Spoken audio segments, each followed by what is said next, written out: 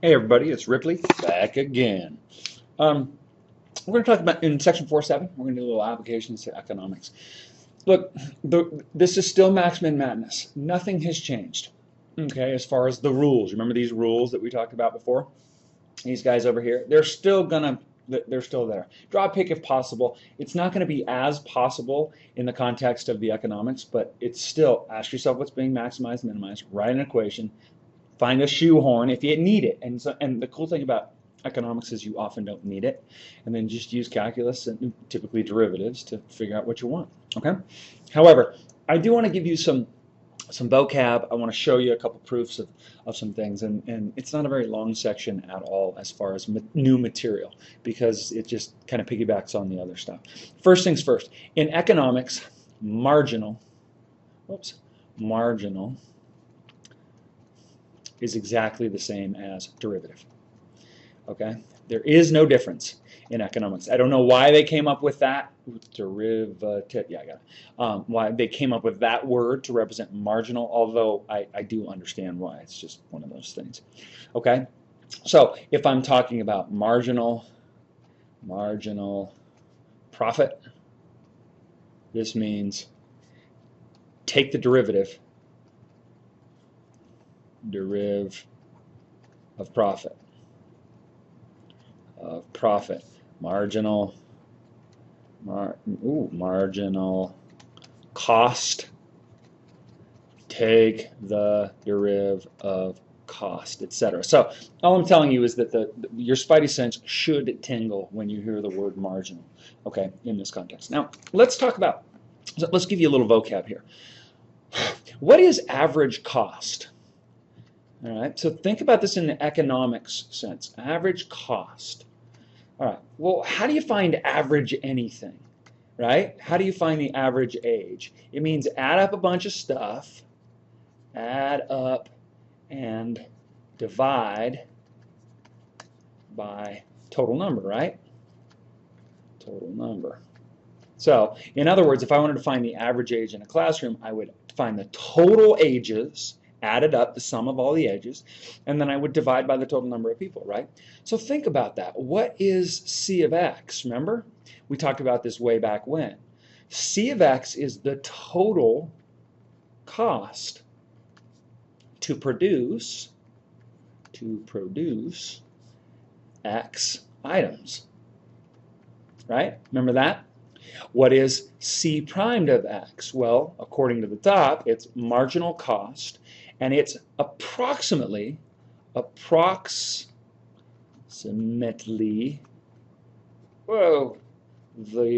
cost of the X plus first. This is the weirdest thing ever to write. Item. All right? Remember that? Okay, so if you think about that, if you think in terms of average and then cost, C of X is the total cost to produce, right? X items. So doesn't it make sense that average cost, which I'm going to use a bar. This is equal to average. This is average cost. Is going to equal just C of X, the total cost to produce X items, divided by X. Now, if you're a manufacturer, if you're in business and you have costs where you're producing things, widgets, gadgets, iPads, PlayStation 3s, Xboxes. I've been playing a lot of video games with my son this summer, so excuse me, I'm a little on that program. What you want to do is you want to minimize this, right? I mean, if I'm in business, the thing that I really want to do is minimize average cost, right? Do you agree with that? That makes sense if you're going to be in business. You want to get your costs as low as possible. Well, if I want to minimize average cost, well, I take this guy, right, which is equal to this, and what do I do to it? I take the derivative. I can put that ddx on either side, right? It's an algebraic construct. Okay? So, what is that? That's called the marginal average cost, right? So your textbook uses, what do they use? I can't remember what they use. I'm going to cheat and just call this C primed of X with a bar over it. I think the textbook uses little c and big C. It just gets really confusing. But let's just take the derivative, right? So this is clearly a quotient, low d high. So this is going to be c prime of x. Now careful. You know what? Just to draw attention to it, let's put this sucker in black. That's going to be mine. All right. So back to blue. So c prime x, low, so times x, right? Minus high d low, well, the derivative of the bottom is just 1, so this is just times c of x, all divided by low squared. And this equals 0. Now, look close. You remember what average cost was? Right?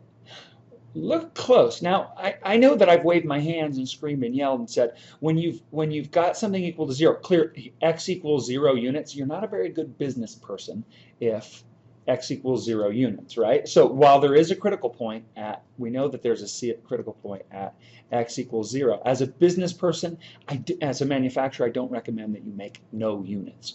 So in a puff of algebra, can you see how I might be able to solve for a maximum or a minimum when c prime of x equals c of x divided by x?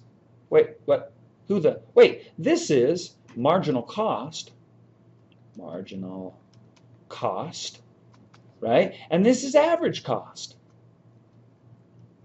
Average cost. So if I have a formula for my average cost, and well, think about it this way. If I have a formula for my cost, I can take its derivative to get marginal cost, right? If I have a formula for cost producing x items, I can take that function and divide it by x items, and then I just set these two equal to each other. And this is when marginal, I'm just going to cheat, don't, MC equals average cost, right? I know that average cost is minimized. Easy. Piece of cake. And pretty, I mean, think about it. You don't even really need mathematics. You could easily calculate a formula. You could create an algorithm, right? I mean, just have your business person give you your cost function. You just throw it into a computer, and it's going to spit out marginal cost. It's going to spit out average cost, and you're done. All right, now let's get down to the nitty-gritty of being a businessman. What is being a businessman, business person, pardon me, ladies, I don't mean to be gender biased, all about? It's about this big bad boy, isn't it? Profit. Yeah, you got to make profit. If you don't make profit, you're not going to stay in business. If you don't stay in business, you're not going to be able to make a living for you and your family, provide jobs, etc., etc. Well, what is profit? What is profit? Profit,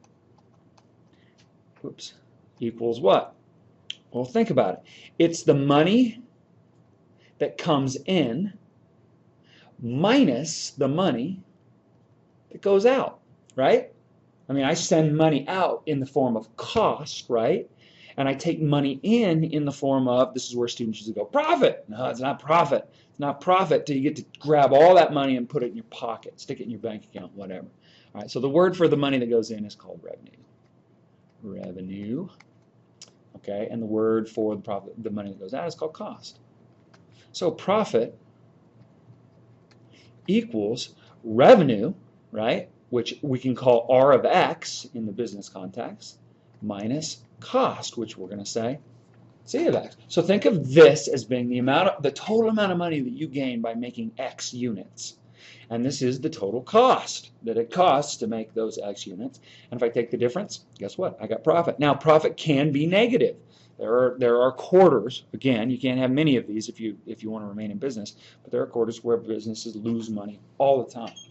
So let's call this P of X. Say it's equal to R of X minus C of X. Okay? And guess what I want to do if I'm a business person? What do I want to do with profit? What do I want to optimize? I want to maximize profit. Now, I understand that these are really, really simplistic things to think about. But at their roots, most of business boils down to this. You want to minimize cost, which helps you to maximize profit. Now, there are lots of different things that go on at the same time. It's a very dynamic, nuanced system. However, at the base of it, Profit is how much money comes in, minus how much money goes out. And I want to minimize the amount of cost. I want to maximize the amount of revenue, and thus I want to maximize my profit. So if I'm trying to maximize something, hopefully by now you know, as soon as you hear max or min, a little flag goes up in your brain that says, wait, if I got to maximize or minimize it, take the derivative. Back to the mantra, when in doubt, take the derivative, right? Well, this is just a sum, right? Sum of functions. The derivative of the sum is the sum of the derivatives. I know that I'm subtracting, right? What do I always do? I set it equal to 0. Hey, guess what? R of x, or R prime of x, or marginal revenue equals marginal cost. Guess what? If this is marginal, man, I need a new stylus. Marginal revenue, and this is marginal cost. I know that profit is maximized, is max, when marginal revenue equals marginal cost. Easy. And simple to show business people, right? I guarantee you, especially a small business person, knows what their revenue is. And they can probably come up with a function of their revenue, of their expected revenue over the course of a year, of a fiscal year. Same thing with the cost. We already talked about those. Okay, easy. Nothing to it. Now, real quick, let's talk about revenue for a second, because sometimes this one gets a little tricky, and we're going to play with this in class. You'll like it though. It's fun. All right, revenue. Really, if you think about it, what is revenue? It's, I'm going to define this, this P of X, as the price of a good when X have been made, have been produced. It's a good way to think about it, you know what I mean? Because if you think about it, I mean, if I make 4 bottles of Coca-Cola, I'm going to have to sell them at a pretty high, at a pretty high number, or excuse me, at a pretty high cost, because I got to stay in business. But if I make 4 billion bottles of Coca-Cola, there's too many of them to be able to sell them at that rate. Remember, this thing fluctuates. This is a function of the number that have been created, right? If I've got 1 billion bottles of Coca-Cola out there, which is probably about accurate, I'm going to sell them for a lot less. So this is the price of a commodity or a good when X have been produced. Now, we got to be real careful here, right? Assuming that we can sell them all, the revenue is P of X times X, or sometimes you'll see this as X times P of X. So this is the number that I sell times the revenue. Now think about this. This is very, very nuanced. As a business person, what this X is really, this turns into the number that I'm selling, that I sell, and then this is simply the price per unit, okay, at that number. And that can change. It's all over the place. All right, we all have seen, you know, I don't know, iPads were discounted when they first came out, right? So this price fluctuates. Now, Apple assumed that they were going to sell all their iPads, and they probably assumed pretty accurately, especially for the time. So they knew exactly what their revenue stream was going to be. All right. Okay, cool. Hey, you know what? Believe it or not, that's it, because all we're going to do in class is just a whole bunch of these types of problems, and they're not hard. They're just more max-min problems. So we'll play with this. There's a couple of fun things that we can do with revenue. Now, wait. Before we get too crazy, I mean, if we had to, we won't right now, but if we had to, could I find marginal revenue? Of course. Let's take the derivative of this guy, right? Nothing to it. Okay. I'll see you guys in class tomorrow, and we'll just do a bunch more of these. We're spending a lot of time on optimization, which is great, because it really is kind of the truest application of derivatives that you can also show people in the real world, and they're not like, hey, you're a math geek. So, all right, enjoy, and I'll see you tomorrow.